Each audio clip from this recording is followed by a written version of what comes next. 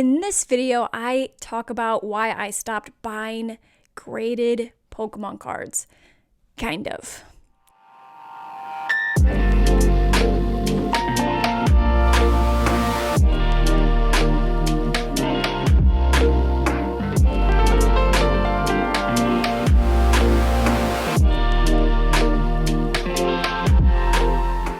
Hello everyone, my name is Jess and welcome to the Geeked Out Collecting show, where we apply financial and investing principles to our favorite hobby collectibles like Pokemon, Magic the Gathering, Fortnite, comic books, Funko Pops, you name it, we talk about it all. And this episode is going to be a great one because I have talked in the past about my collecting strategy. And what we'll be doing today is specifically talking about why I've decided to stop buying graded Pokemon cards. Sort of. I will be going over 3 reasons why I've decided to do this. So let's go. For the first reason, right now we're kind of seeing everything being a little expensive. A lot of slabs out there right now are priced relatively high. The market has been a little bit frothy out there, so sellers are trying to capture more profit margin because of that, which makes sense. The issue that I'm having though is sometimes these cards aren't priced for their current market value. A lot of them have a lot of future pricing priced into it because of that. So essentially for a lot of slabs right now, we might be seeing prices that are technically 2, 3, 4, 5 years from now in the future. And I'm not trying to pay future prices for right now. So if you are not particular in your cost basis and your buy-in for certain slabs, it can be very difficult for you to get ROI of those slabs in the future. It may take a long time for you to capture the full ROI of it. Maybe it does some retracing and you've kind of in a way overpaid, and so recapturing that initial value plus seeing actual ROI, it could take a very long time for that to happen. But also, you may never see ROIs at all for certain cards, which goes into my next point. Point 2 is a lot of the slabs right now honestly have ceilings. There's only so high a lot of these slabs will go in terms of growing in value. So obviously, because of that, what you don't want to do is you don't want to buy so close to the price ceiling, because if you buy too high where it's too close to the price ceiling, obviously your ROI is going to be limited over time, which is obviously not what you want. But also considering the slow drip of supply that's going to be coming into the market over the next 2-3 years with all the grading services catching up with their backlog, we could expect to see some prices of certain slabs go down depending on how much the population increases over time. So you really do run that risk of overpaying for a particular slab, and either the slab takes a very long time for you to actually see ROI, like I had mentioned before, but also paying too close to the price ceiling, like we've said before. And so if certain cards already have a price ceiling, and let's say the population is continuing to increase, you can actually see that price ceiling going down, which ultimately means that your margins or your ROIs may not be what you expected for that card when you paid for it. So this just goes back again to a point that myself and many of my guests on the show has talked about, which is you have to manage your cost basis, and you also really need to take that into serious account. Just because, again, if you're looking at this from an investing perspective, we want you to be in the best position that you can. We want you to buy slabs not only that you like, but hopefully that you can also see grow and appreciate over time. And of course, many slabs will do that. You don't just want to indiscriminately buy slabs assuming that they will all grow. You do want to have some strategy, you do also want to have some knowledge, and you do want to analyze the market a little bit just to make sure that you're buying at nice, good prices in the market. And the third point, really, it's a personal preference of mine, and honestly, I find grading to be fun.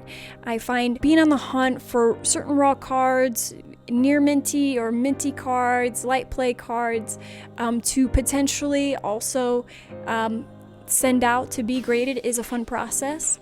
Getting those grades back and seeing how well you graded those cards is a fun process. And also seeing, 9s and 10s come in, it's really awesome. I love slabs because I love having stacks of slabs. Honestly, this goes beyond just cards. It also goes into comic book slabs, which I probably have talked about previously. I do also like buying comic book slabs just because I love slabs. I love valuable items or items that I cherish being encapsulated and saved into something so that they can be protected from time and from myself. So I love slabs. And so one great way obviously to acquire slabs is just to get the raw card and then send it off to get graded. And that process is really fun to me. I enjoy it. So that's something I want to continue to do. And of course, other than the fact that it's enjoyable is one obvious benefit, but the other benefit is I'm able to very deliberately manage my cost basis. So sometimes, depending on what you find and how diligent you are and how good you are at grading and how well you're able to spot out imperfections in eBay listing pictures, that kind of dictates a lot of things here too, right? You can get PSA 10 cards for a lot cheaper than what they may be going for their current market value. So you have a lot of margin spread that can really happen when you have a card that you think is minty, or hopefully that is actually minty, and then when you send that in to get it graded, there's a whole lot more margin for you to play around with. So let's say a card does have a ceiling, and let's say because you bought it raw and then you also got it graded, your cost basis is really low, so that mitigates some of the risk that you have in terms of seeing cards retrace. Like I was saying before, if you buy too high, you could sometimes see those cards retrace, and hopefully obviously the market does that a lot. So a lot of the times you can obviously expect cards to go back to that initial price, but sometimes that's not always the case. So if you get cards graded yourself or through a middleman or anyone else that's involved in the process with you, that can be a really great way to help mitigate your risk. But of course, it's also a little bit more of an advanced strategy because you do have to be very patient. You do also need to be very detail oriented with the cards when you're reviewing them online. And even if you are incredibly detail oriented, there are still things that you might miss just because of the angle of the card or the lighting of the card, of the picture. So there are a lot of things that can kind of fall through with this kind of strategy. But it is also something great to practice because then you become a more aware, a more informed collector. So these skills, obviously building them up over time is 120% beneficial and something that I would suggest everyone to work on. And there are ways to work on that without spending grocery money, which I would never want anyone to do. Obviously, when it comes to collecting, the money that you put in, you have to put in money that you're willing to lose, right? At the end of the day, because this is just cardboard, this is just speculation. The value for these things could disappear overnight, right? For whatever reason. So I definitely suggest not putting money into it that you cannot risk losing. So, but there are definitely ways to, like I was saying before, bring up your skills to a certain point where you feel incredibly comfortable going out and buying raw cards and feeling confident about the grades that you will get if you do send it in. So when it comes to collecting and how people collect, it's honestly really personal, and there really isn't ever a one-size-fits-all strategy because there are so many factors that come into collecting. You have to consider what you like, you have to consider what your budget is, and you have to consider why you're collecting. I mean, those are very important things and they're different for everyone, right? So don't get me wrong, obviously I've said this before, I love slabbed cards, but I also know that there are cards that I'm just, first off, incredibly priced out of. Obviously, the Charizard PSA 10, that is a card that not many of us can own at this point in time.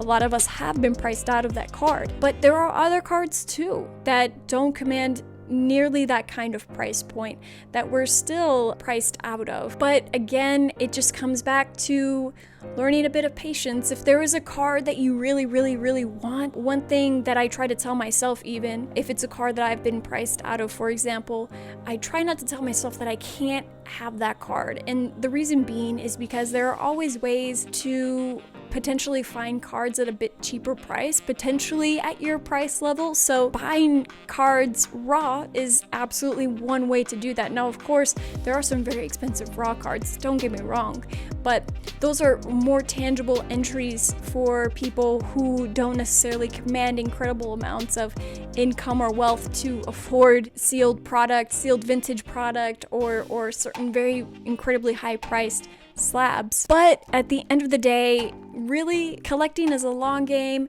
You've got to be here for the ride and here for the journey. So if you are patient and you're willing to wait to get cards that you love in price points that are tangible for you, then I think you can absolutely grow your collection to be a tremendous collection that you really enjoy and that you love showing off to others. But one thing I do want to note here is that at the end of the day, the value is in the card and not in the slab. It is not in the grade. You want to make sure that when you are buying slabs, if you found a slab that you think is a good price for that particular moment in the market, you absolutely buy it if it's something that you've wanted and that is within your price point. I would say, hey, go ahead and do it. I mean, that would be the same with myself, because I say that, I stopped buying slab cards, kind of.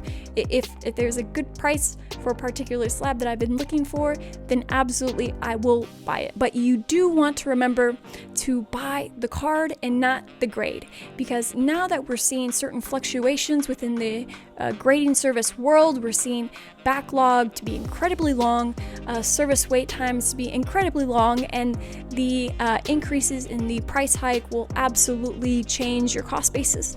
So with all of those different factors, we're definitely going to see the market change and respond to some of those things, and it will be incredibly important from now into the future to make sure that you are buying the card and not the grade. If you buy a weak 10, it's possible that in the future it won't command as good or as high of a price value as a strong 10 would.